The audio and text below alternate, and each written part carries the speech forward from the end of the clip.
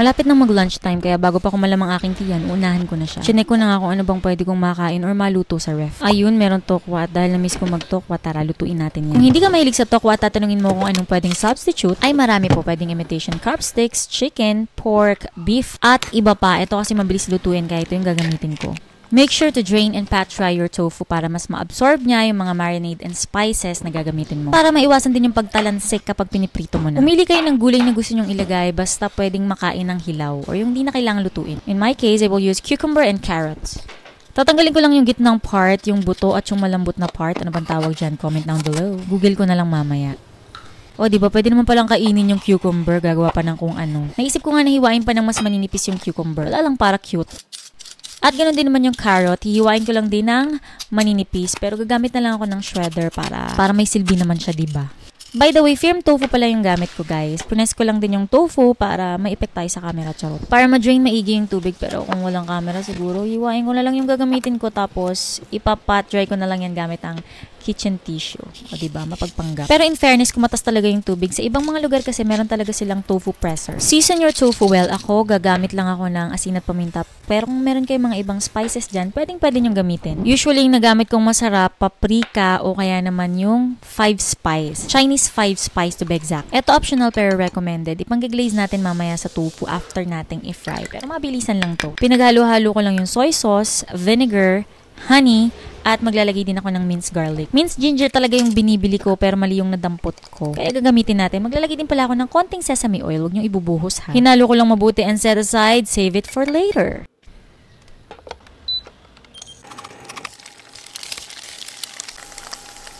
O diba tinamad nang mag-voice over? Alam niyo na naman kasi yan. Pinan-fry ko lang yung tofu and hinayaan kong maluto kada sides. Pagkatapos i-glaze lang natin nung ginawa nating sauce kanina. Ibuhos nyo lang lahat. Sige, huwag kayo magtira sa sarili nyo. Hayaan nyo lang kumulo. Paikot-ikutin nyo gaya ng pagpapaikot na ginawa nyo sa'yo. Hindi. Para tsak na manuot yung glaze natin dun sa ating tofu. At syempre sa mga magtatanong saan ko nabibili yung aking mga lutuan, yung aking induction cooker at yung aking mga cookware, kitchenware, yung link po ay nasa description box. Nakita din ako ng itlog sa ref kaya kumuha ko ng isa. Pwedeng walang itlog kung di naman kayo mahilig sa itlog, lamang tiyan din kasi yan. Mapapansin nyo, healthy pa rin siya dahil konting mantika lang yung inilalagay ko and olive oil pa nga yung gamit ko. Non-stick naman kasi yung aking mga pan, kainaman, mabilis magluto at hindi na kailangan ng mantika. Lalo na kung hindi naman mga deep fry yung ilulutuin mo. Hiwain ko nga lang din ng pa-strips yung tofu gaya ng paghiwa ko sa cucumber at carrots pero hindi ganun kanipes, be. You know, ka-juicy. Kala mo naman hindi toko yung hinihiwa eh, no? Ayan, papapak pa nga. At dahil may natira akong rice paper wrapper, yo! Patok na patok sa inyo yung aking rice paper wrapper. Mabot na yata ng 2.5 million. Sa mga hindi pa nakakapanood, panoorin nyo yan. Hanapin nyo sa aking Facebook page at sa aking YouTube channel. Kumuha lang ako nitong aking seaweed. Ito mas makakamura kung bultuhan kang bibili. Naghanap lang ako ng mga grocery store na mas murang nagbebenta. Maglalagay din ako ng rice. Yung rice ko hindi na yan seasoned. Plain rice lang siya pero pwede nyo siyang i-season. Lagyan nyo ng konting vinegar, salt and pepper, sugar, ganun. Ito na nga yung aking egg. Hatiin ko sa dalawa dahil dalawa lang yung lalagyan ko ng egg, o diba? Tapos yung dalawa walang egg para may option, ganun. Inassemble ko lang, pinagpatong-patong, ayan. O diba ang bilis? Don't worry, uulitin natin para sa ikabubuti ng nakararami. At para mas maganda, maglalagay ako ng sesame seeds. Pero kung ayaw nyo, idiretso nyo na lang sa pan. Huwag na kayong maglagay ng sesame seeds. Toasted sesame seeds pala yan, guys. Ayan, konting mantika lang pero naparami yata ako ng bahagya. Hindi naman kailangan deep fry lalo na kung non-stick pan naman yung gamit nyo. Alam nyo na to, ipiprito lang natin lahat ng sides, back and front, side to side, ganun, para crispy yung kalabasan niya. Makikita nyo naman yan pag parang lobo-lobo na yung balat, yung rice paper wrapper.